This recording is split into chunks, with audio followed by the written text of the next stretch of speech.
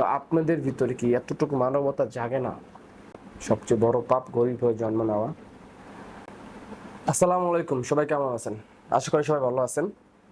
আমি একটা ভিডিও নিয়ে এসেছি আপনাদের সামনে।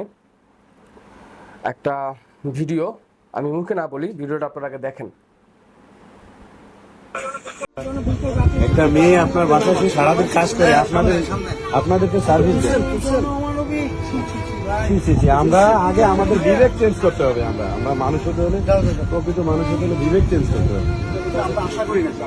আচ্ছা ভাইয়া, সরি, আমরা তো সবসময় করি না, সবসময় না। আশা করি ভিডিওটা আপনারা সবাই দেখছেন। একটা মেয়ে বাসায় কাজ করে। এরকম ঢাকার শহরে যতগুলো ভিআইপি বাসা আছে, বড়লোক মানুষ আছে, তাদের সবাই বাসায় 90% বাসায় কাজের মেয়েরা থাকে।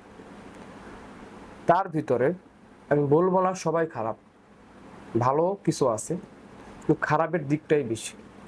আমরা এর আগেও অনেক দেখছি যে কারো খুন্তি দিয়া পিঠে দাগ দিয়ে দিছে, কারো হাতে দাগ দিয়ে দিছে, কারো মারছে, কারো ভাতুম আটকে রাখছে মাইরা, কারো খাইতে দেয় নাই, এরকম করে। আমি বলি ভাই, এই গরিব মানুষগুলো আপনাদের কাছে যায়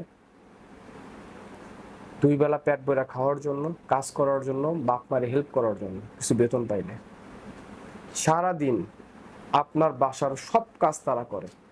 আপনার চা দেওয়া, আপনার নাস্তা দেওয়া, আপনার বাচ্চার স্কুলের ব্যাগ গুছিয়ে দেওয়া, আপনার বাচ্চা টিফিন দেওয়া, আপনার বাচ্চার নাস্তা দেওয়া, আপনার বাচ্চার গোসল, আপনার বাচ্চার খাবার, আপনার বাচ্চার সব, আপনার ঘরের সব কাজ করা, এইটা কই আছে ওইটা কই আছে সব তারা জিজ্ঞাসা করা। সব কিছু এই লোকটারে দিয়া বা এই মেয়েটারে দিয়া করান, বা এই যারা কাজ করে তাদের দিয়ে করান।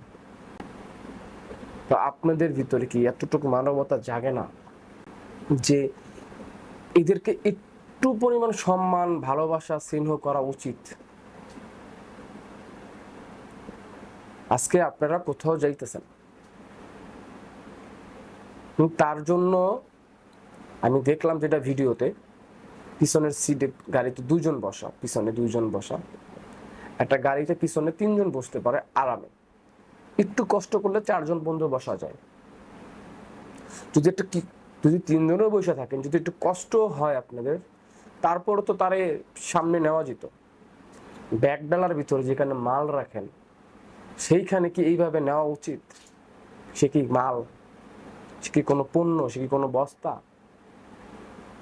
কি ওইভাবে হাঁটু ছোট করে ওইভাবে বইসা থাকা একটা কোণার ভিতরে?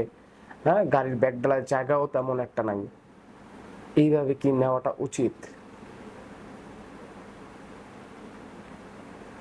যাই হোক, কিছু বলার নাই। গরিব হইয়া জন্ম নেওয়াটাই মনে হয় এই দেশে সবচেয়ে বড় পাপ। সবচেয়ে বড় পাপ গরিব হয়ে জন্ম নেওয়া।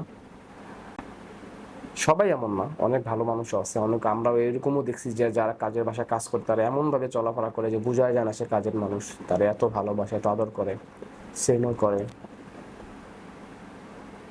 কিন্তু বেশিরভাগটাই না এরকমই হয়। তো ভালো থাকবেন সবাই। ভিডিও ভালো লাগলে অবশ্যই লাইক কমেন্ট শেয়ার করবেন। আসসালামু আলাইকুম।